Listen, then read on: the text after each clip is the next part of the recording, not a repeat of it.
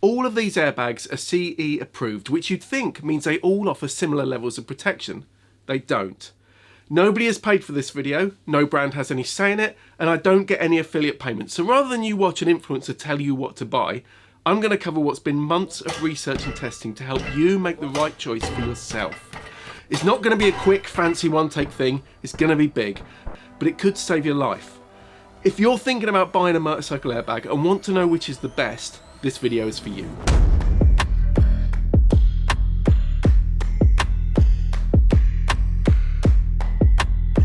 Right, I'm going to condense a lot of information into this, which means I can't go into as much detail as I could give you, but also no video can keep up with new products and updates, so please treat this as a companion to the full written article, which is updated regularly. There's a link in the description, so before you buy, do check that out. Despite some people trying to tell you that safety certification standards are irrelevant, they're vitally important for one very specific purpose: to help you spend your money on kit you understand. Don't get too hung up on the energy delivered in a test or the forces transmitted. Armour, for instance, is lab tested under EN 1621 using different strikers and anvils depending on what part of the body it's for. Limb protectors have a round anvil that represents an elbow with a flat striker that represents the road. Back protectors have a hemispherical anvil that's like the curve of your back, and it's hit by a bar type striker that represents a curb. Chest protection's the same, but for level 2 it also has a second force distribution test with a much smaller impactor and a recessed anvil. And these tests were developed to reflect studies done on real world injuries, but they have to be repeatable. That's why they're done in a lab. It's also why getting hung up on the maximum requirement of 9 kilonewtons transmitted for a passive back protector like this to pass level 2 won't help you understand what might happen in a real crash. The 50 joules used in testing is nothing compared to the 7,667.2 joules of kinetic energy in an 85.4 kilogram body, that's the average weight of a person in the UK, travelling at 30 miles an hour. It doesn't mean armour is useless at all, because we're not made of bloody steel for a start. The human body moves, flexes and distorts. Even some of the things you hit can move to some extent. Any protective kit is designed to mitigate injury. It's intended to reduce the chances of you being more seriously hurt. Hit something hard enough and there's not much anything can do. But is that a reason not to wear it? A helmet can only do so much. But most right-minded people would choose to wear one, even if it wasn't the law here in the UK. It's personal choice, of course, but personally, I'd rather not be laying in the road wondering if I'd have been better off if I'd worn some protective kit.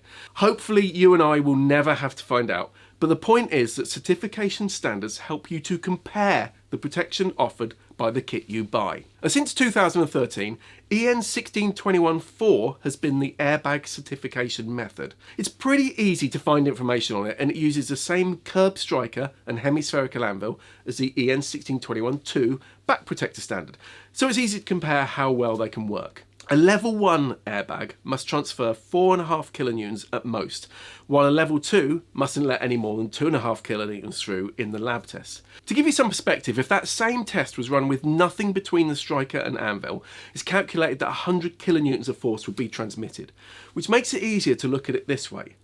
Based on lab testing, a level 2 passive limb protector can reduce the force transmitted to 20% or less of what it could have been. A level 2 back protector, like these, can reduce it to 9% or less.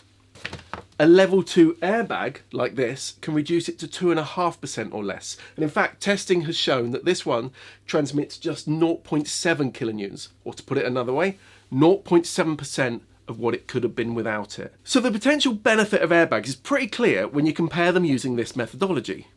Except this one doesn't use the same test standard, or this one, or this one, or this one. When EN 1621-4 was accepted across Europe, someone in France raised an objection with the European Commission saying it wasn't a suitable test. This objection was overruled, but despite that, we now have some French brands using their own testing criteria for airbags with the CRITT SRA rankings. Remember, CE certification means a product needs to be tested to a standard, but that doesn't always mean just one standard. What truly shocked me though was that nobody seemed to be aware of the differences, even some of the most respected experts and leading brands. And this won't be helped by the fact that it's very hard to get any information on the French standard, and those who test to it won't share their results. Of course, I got hold of the requirements, so here's what you need to know. Rather than using a narrow curbstone striker like In&Motion CRITT uses a 130mm diameter flat striker that spreads the energy across a larger surface. Instead of hitting a hemispherical anvil, CRITT uses a 300mm square flat anvil. It's said that this represents hitting a flat surface like the road. And the 50 joules of energy is the same, but in the first version of this standard, the maximum transmitted force to get the highest score was 14 kilonewtons. And that's a lot more than the In&Motion requirement of 2.5 kilonewtons, but we can't easily compare them as the energy is spread over a much wider area than in the In&Motion test that these airbags are certified with. The newest version of the French standard doesn't even measure in kilonewtons anymore. It uses acceleration measured in G, so if anyone could find out the results, they'd be even harder to compare, though acceleration and force transmitted are of course directly linked. And one more thing to know, some will tell you that In&Motion can't be used for electronic airbags as it only has requirements for testing mechanical deployment. That's true to some extent, and that's also why these motor airbags are the only ones fully certified to In&Motion Level 2. But this Alpine Stars Tech Air 3 and these Dainese airbags both use the impact requirements of In&Motion to meet the PPE legislation and to help buyers compare them with others on the market. In&Motion will allow full testing of electronic systems and is due in 2025, likely using the same impact requirements as In&Motion. So which is the best standard? Well, that's the really tough question. When I started putting together my guide to the best airbags, I didn't know there were two standards, only that some brands didn't use In&Motion. I thought that was because of the lack of electronic deployment testing. So I took as many as I could to an independent lab to carry out what's known as indicative and comparative testing. I honestly thought I'd be proving that they all offer about the same protection and that the differences are in coverage and how they deploy. When I used the curb striker and hemispherical anvil with 50 joules of energy, those certified to In&Motion did exactly as we'd imagine. I managed to fire an old Dainese carve jacket and that did 2 kilonewtons at the chest. This motor airbag did 1.4 kilonewtons on the chest and 0.7 kilonewtons on the back. Now, as it's mechanically triggered and I could swap the inflators easily, plus it's fully certified to In&Motion, this was my baseline. And remember, lower numbers are best in these comparisons. But the CRITT ones were a different story. Those In&Motion airbags don't have any passive protectors built in. All the force mitigation is done by the bladders. But the CRITT ones do, at least on the back. On the front, without a hard protector over the top, the gas inside the airbag bladders was displaced by the striker and you could hear it clang down on the anvil. In this comparative test, the CRITT certified Helite did 2.5 kilonewtons at the back, where there's also a passive protector fitted over the top. But I was really surprised to find that at the chest, it was 32 kilonewtons, or 32% of what it could have been. The Furigan Gilet, with a CRITT certified In&Motion airbag bladder and a passive back protector over the rear, did 5.3 kilonewtons at the back. On the chest, with a passive protector installed, it was 7.2 kilonewtons.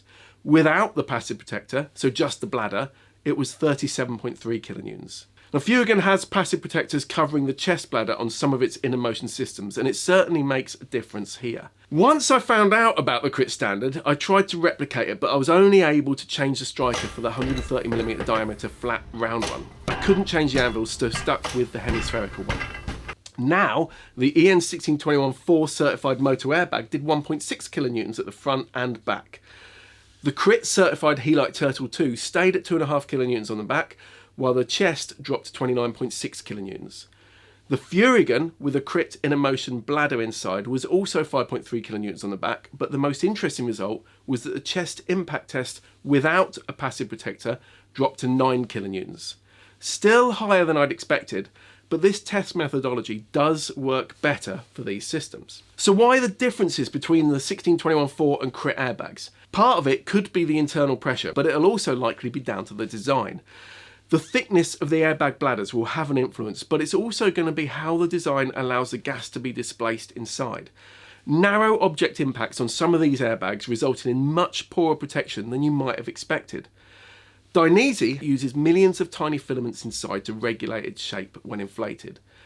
Alpine Stars has a segmented design. And here's what the chest bladder and the back bladder of the motor airbag look like. They're two separate cushions, each with their own inflator. Again, segmented, so they're far from being just a big bag. This is the In&Motion bladder. Now I need to stress that these have been redesigned since this model, and there are now two versions. The Essential module, that's intended for road use and is a version of this made of a new material, and the Performance module that's more for track use and is in the new Ixon iX UO5. Now that's a more complex design, but it only managed 36 kilonewtons at the chest using the flat striker. Again, there's far more detail in the written article. And this is a bladder from a Helite Turtle 2. It wraps around the body, behind the neck, and then back up over the back, kind of like that. I know I still haven't answered which is the best standard because I can't honestly say with certainty. All I can tell you is that the testing I've done and the data I've gathered indicates that at least some of the airbags certified to EN 16114 can also pass the CRITT testing. But the ones I've tested that are certified to CRITT couldn't appear to pass EN 16114 unless they have a passive protector fitted as well, and then only in the case of the Turtle 2's back. The SRA Rankings website gives star ratings for the airbags certified to CRITT based on points awarded for things like coverage, trigger times and force mitigation. The trouble is that the distribution of the points isn't shared with people, so it's not really that helpful. The database can be hard to find, so I'll pop it in the description, but the In&Motion systems score 5 out of 5 and the Helite score 3 out of 5. Now I'm told that at least 2 of the EN 16214 certified airbags have also been tested to CRITT's protocol, but it's not clear yet why these Italian products don't appear on the French website. Again, keep an eye on the written article as I'm gonna keep digging. Now some will mention the idea of regulatory capture, but how? Does that phrase apply to the brands that use a European standard, or the ones that use a standard that appears to suit their design better? All I can tell you is that all certification standards are under constant assessment and refinement. I also think that studies that are ongoing into new ways to test airbags, potentially measuring chest deflection for instance, have some very real value. And I don't know what kind of results we're going to see. I suspect it might shake things up to some extent, but what I've seen so far certainly needs work. Now this one, carried out by Motorrad magazine at the Auto Live Lab, is compelling, but it doesn't really help as the Alpine Stars featured is not certified to EN 16214 at the chest, and the technicians carrying out the test pointed out that the Helite did well, but that the hard inflator and canister on the right of the chest would have affected the results. The problem there is that if a real-world crash was slightly off this perfect 90-degree test method, there'd only be the bladder protecting the chest, not the additional load-spreading hard part. I've waffled on enough here, but I've covered many of the new ideas and methodology in the written article. And of course, by the time you watch this, there might be some more evidence out there to help you and me understand which airbags are the most protective in all kinds of crashes. If you're still with me, you deserve some respect, as this has been pretty heavy so far, but I'll try to get through the rest as quick as I can. You might be thinking that some airbags aren't worth having, but there's of course more to it. Besides having the potential to significantly reduce transmitted forces at the chest and back, airbags can support the head and neck. I spoke to consultant spinal surgeon Mr. Ivan Vidakovic, who said that in an accident, a rider will naturally tense their neck muscles, which can give some protection to the spine, but severe movement could result in spinal injury. Research shows that hyperflexion is the most dangerous movement, with hyperextension following it. Now, hyperflexion occurs when your head is pushed too far forward, though this movement is restricted to some extent once you have a helmet on and other riding kit. But that hyperextension is perhaps a bigger issue for motorcyclists.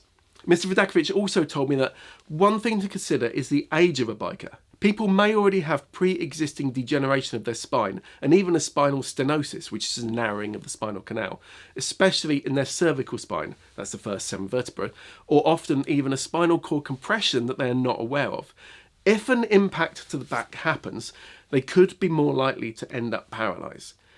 Disc degeneration is something which is natural due to ageing, and an impact could cause a disc to protrude more and damage the cord without even damaging the vertebra. Now, my take from this for riding a motorcycle is that reducing the chance of the head being forced backwards is important, as is protection from impacts to the back. Some spinal injuries can be caused by impact to the hips, causing twisting, which is why hip armour is so important. And the new motorcycle airbag jeans, which use Helite internals, might help with that too. Just be aware, of course, that they can't protect the pelvis from a frontal impact, which could come from hitting the tank of the bike. According to the Maid's motorcycle accident report back in 2009, the most common injuries are to the legs and arms, but these are less likely to be fatal and accounted for a total of 56.3% of injuries. The head was the next with 18.4%, then the thorax or chest at 7.4%. The neck and spine accounted for 6.1% in total. Abdomen injuries made up 4.1%, but they were the second most likely to result in critical or maximum harm after the spine. The head followed those, then the thorax. Yes, that is an old report, but our bodies haven't changed. And yeah, I know this is all getting a bit morbid. The last thing I want to do is put anyone off riding a motorbike. But remember what I said about reducing the chances of injury if you want to. Anyway, chest injuries are an issue, but you need to think about what you might hit. It could be the edge of the bike screen, handlebars, the side or top edge of a car, or even a roof rack. Or it might be a fence rail or a signpost, or just flat on the ground. Right, this is where I had my first ever accident nearly 30 years ago. It was my own fault. I was riding like a dick, getting my knee down in front of a Peugeot 205. I low-sided it over there, about where that arrow is, slid all the way under this flyover, hit the curb with my back here, bounced up and landed in the bushes. I walked away fine, which might be because I was wearing a back protector, but my CBR 600 hit that lamppost and snapped its forks in half. Now I said might have been because who knows? I'm not going to try it again to see if I'd have been okay without a back protector, and I'd not be able to get the same speed or angle of impact anyway. Again, that's why repeatable lab testing is just intended to give you a comparison of products. I talked to Dan Reed, a critical care paramedic with Magpass Air Ambulance. The key areas of benefit of protecting whilst riding a bike, obviously your head, your chest and your pelvis. We'll start with the head. Obviously it's mostly protected when you're wearing a helmet, but there can be occasions when the helmet comes off. Depending on the level of force involved in the accident is probably dictates your survival chances. With massive impact, even a helmet won't help you, but there's a group of patients in the middle where the helmet is absolutely crucial. The chest is the next part of the body that requires significant protection.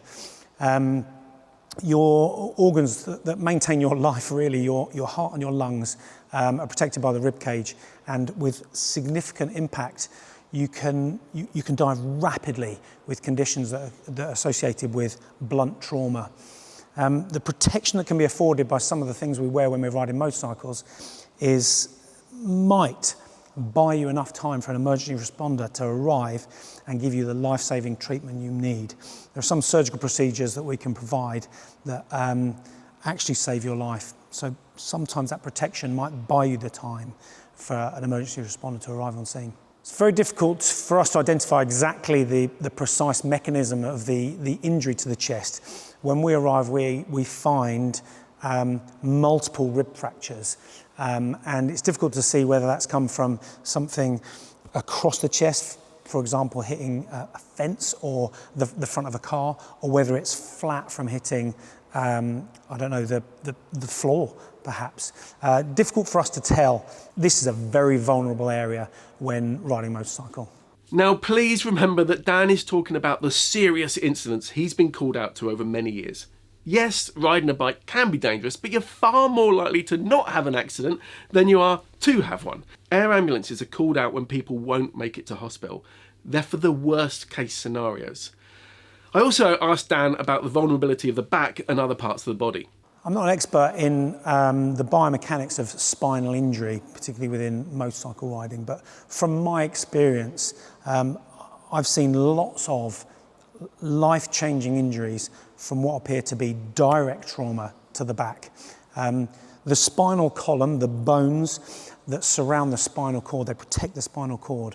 And if you break those bones, you can damage the spinal cord inside. Now, the bones at the bottom of your back are bigger and stronger, and the higher up the spine you go, they get smaller and a little bit more fragile. So when you get to the neck, the bones are smaller and a bit more vulnerable. So things like a hyperextension injury, where the head tilts very far back, can damage that spinal column and indeed the spinal cord. If you damage the spinal cord, potentially all your functions below that spinal cord may be limited or completely damaged to prevent use at all. It's catastrophic injury, potentially, if you have a spinal cord injury high up on the spine. In fact, it can even cause death. If you damage the spinal cord near the area where the nerves come that control breathing, you can actually stop somebody breathing. The hyperextension injury is probably the one that's most likely to cause death from a spinal column point of view, but the blunt trauma to the back is one I would suggest is likely to end up with someone with paralysis for the rest of their life. The chest is very vulnerable. If there's any means of protecting the chest, I think that's a positive thing. Tops of the shoulders, probably very painful injuries, but unlikely to cause any significant life risk.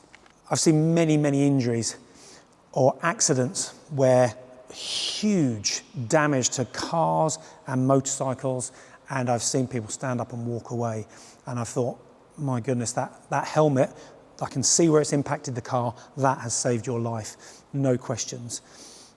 I don't think I've seen anybody wearing an airbag during the impact of a motorcycle accident yet, and I've been doing this for 20 years. I wonder what that means. I wonder if that means that the sorts of riders using airbags are perhaps safer riders, or maybe they're older riders who have more means to buy airbag protective equipment. I'm not sure. My instinct would say that an airbag protecting the chest could well save somebody's life. I should add that as I was packing up my kit, Dan was chatting to me about bikes as he's planning on buying one, so don't let all this morbid talk spoil things for you. He's seen the very worst side of it and still wants to ride. Now let's get to working out how you can choose the right airbag for you. I said at the start that this video isn't sponsored, and I never have and never will be paid by any brand to promote their products. I won't have any deals going on in the background to make what are effectively adverts. I'm paid by Bennett's to make stuff that we hope helps you get more from motorcycling, and by being totally unbiased and independent, builds trust in our brand. Bennett's has been insuring motorcycles for more than 90 years, and a good while ago it decided that rather than spend a large chunk of its marketing budget on putting ads on other websites and in magazines, the company would have its own small editorial team.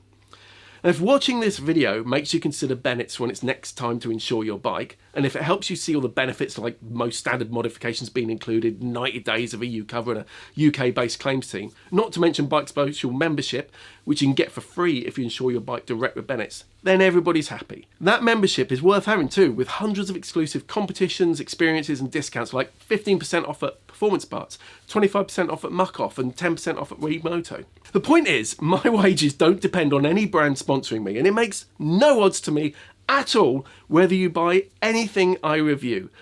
I just want you to be able to make an informed choice. Now, mechanical airbags use a tether attached to the bike that pulls a firing pin to puncture a pressurised cylinder. They don't need charging, and there are no firmware updates ever needed. Helite uses this elasticated tether. The idea is that you tie it as short as possible while still letting you move around on the bike.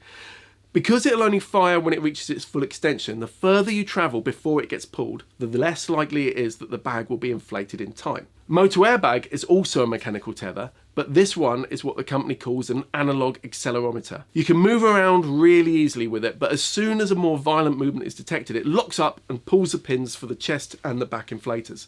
That means it doesn't matter what position you're in, it fires as quickly as possible. I just found this while editing showing the motor airbag in a static crash, which is something I thought tethered systems would struggle with. Electronic airbags analyse the movement of the rider regardless of what the bike's doing. Trigger speeds vary, but algorithms that monitor your ride are, in the case of the Alpinestars Dainese and In&Motion ones here, regularly updated. The older Dainese Smart Jacket needs plugging into a computer to update, but the new Smart Air is wireless from your smartphone, like the Tech Air 3 here, and the In&Motion boxes. The Helite eTurtle 2 can't be updated by the user. Now, most electronic airbags will now detect an impact while you're stationary, though the eTurtle 2 does need the optional fork sensor fit into the bike. Now, some electronic airbags arm automatically as you put them on, which is a great way to ensure you're protected as long as it's charged, but you do need to remember to power others up. Equally, you must remember to attach a mechanical tether. Check out all the airbag reviews, which are linked from that main written article, to get more detail on each one. If you wear an airbag under your jacket, there must be enough room for expansion. It's usually about 5 centimeters or so all around the body, but the reviews explain how to measure for each. Just keep in mind that unless one piece or zip together leathers have been designed specifically for an airbag, they must not be worn with one.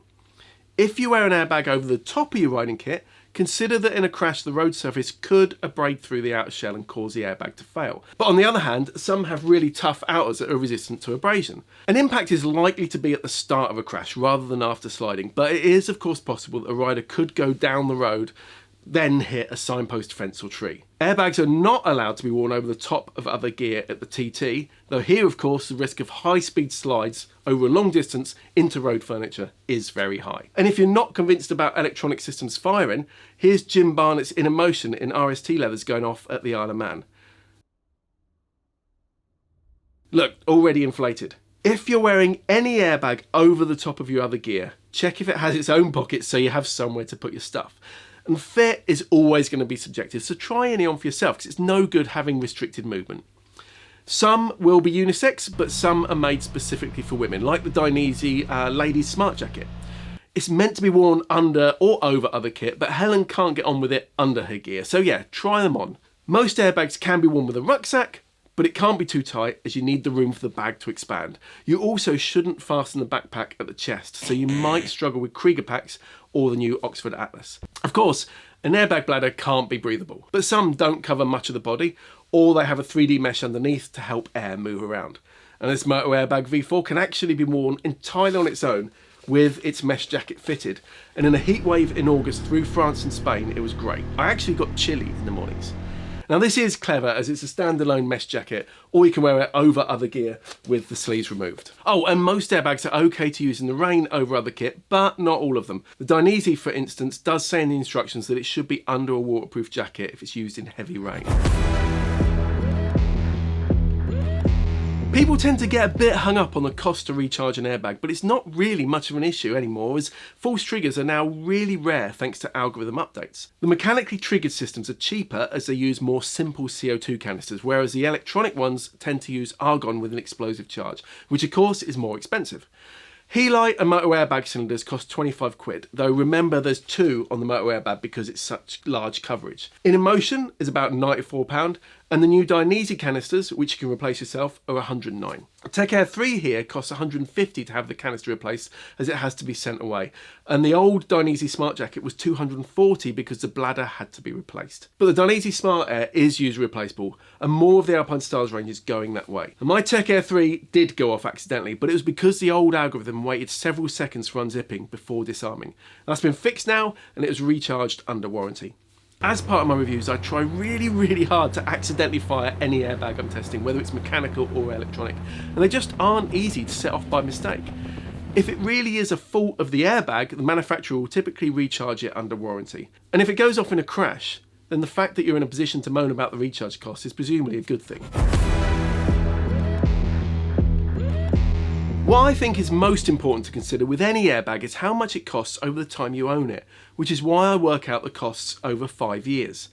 Any servicing that needs to be done has to be taken into account, so these prices up here are what each of these would cost over 5 years, not just to buy them. Oh, and yes, In&Motion has a subscription option, but you can just buy it outright instead if you want, so that's what these prices reflect. In&Motion airbags don't suggest servicing, but the others do. I reckon a lot of people probably don't bother with it, but for the most confidence in an airbag, it's worth having them checked. I am surprised the In&Motions aren't checked every so often, as you want to know the bladder will be fine if it goes off. The Daineses are the real surprise here. They're meant to have a service every 3 years, but it's free, hence the 5-year price being the same as the purchase price. How much of your body an airbag covers should be something you look at. Now, most brands will show you what the bladder looks like, but I've fired some of them so you can see. I've coloured the bits covered by the bladder.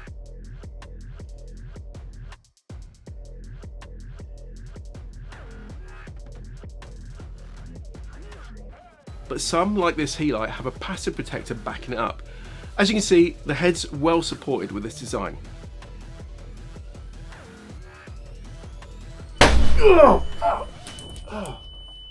Yeah, the Ixon iX-UO5 burst open.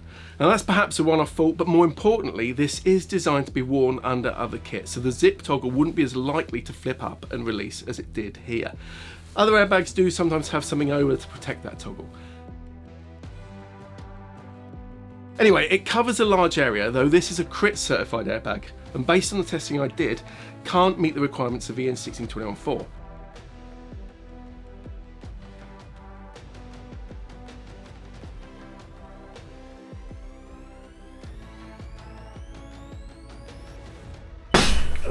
This is a Furigan gilet that doesn't have the passive chest protectors, but like all the CRITT airbags, it does have one on the back.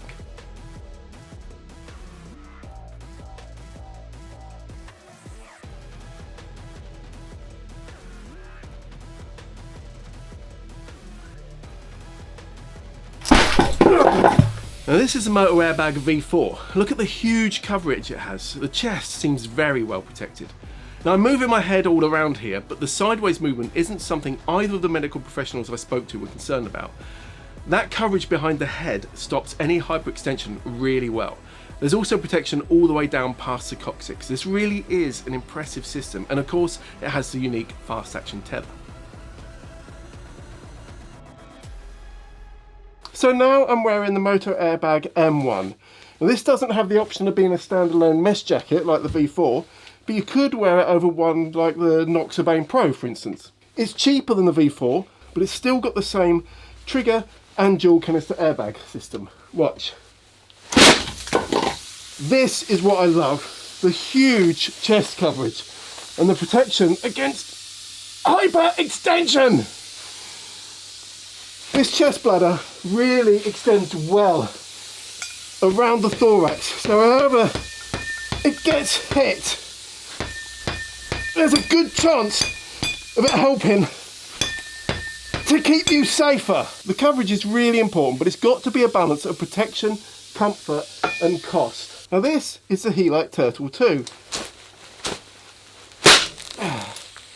It gives good neck support and the back protection's good, if not as resistant to impact testing as a Moto Airbag. But I feel it's let down by the chest. There's more space unprotected from things like wing mirrors and stuff. And if it's not hit head on, the sides are perhaps more vulnerable.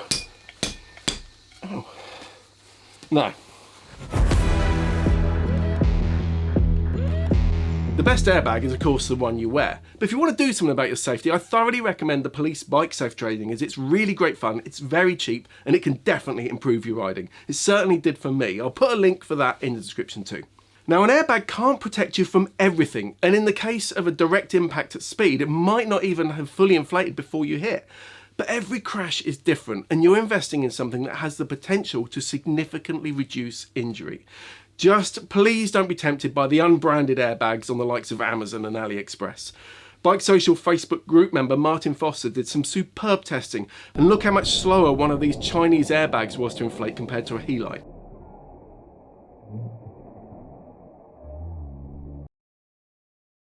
Join us on that group if you want to chat about anything, and I'll leave a link in the description to the investigation into cheap airbags. Anyway, I've clearly been impressed with the Moto Airbag devices throughout this video, but I'll say again, it makes no odds to me what you choose because I don't get affiliate payments from anywhere, even globally. You probably won't be surprised though to hear that it's the Moto Airbag that I think is the best mechanically triggered system thanks to its exceptional coverage, superb performance and the genius trigger. Now you can buy them direct from the manufacturer and there's no tax or duty surprises to worry about as it's made almost entirely in Italy. Or you'll soon be able to buy them in the UK if you prefer. And Sports Bike Shop, for instance, has confirmed that it will be stocking them soon. Whether you go for the V4 or the M1 depends on the style you want and how you'll use it. Or there's a rucksack as well. As for the electronically triggered, it's down to the Dainese Smart Air and the Alpinestars Tech Air 3 for me. The older Dainese Smart Jack is quite a bargain if you can snap one up now, as it's basically the same as the new Smart Air. But you can't replace the inflator yourself, and it has to be updated from a computer rather than wirelessly. It's got double the battery life of the new one though. The Alpinestars is really good, and I love how small it packs away, and that you can pop a passive back protector in there as well if you want. It's got a brilliant battery life and wireless update, so you can't replace the canister yourself. I really don't think that's a problem anymore, but it will be interesting to see what the next model brings. I'm not dismissing the others, and there's certainly more we can learn from new test methods. So the best motorcycle airbag overall? I've got to say the Moto Airbag V4, thanks to its huge versatility. You can wear it on its own with the armoured mesh sleeves, or take them out and wear it over other kit. If you don't need the sleeves, the M1 has the same level of protection, but it's cheaper. But I do like some of the electronic systems too. Since doing all the research for this, I now wear an airbag all the time. I'm really lucky in that I can choose from them. But honestly, sometimes I wear the Moto Airbag, and others I wear the Alpine Stars Tech Air 3 or the Dainese. Now, if you stuck with me on this, then thank you so much. I know it's been a big, complicated, and kind of morbid video, but whatever you decide to buy, I hope now you can do it with a better understanding of what's the best motorcycle airbag for you.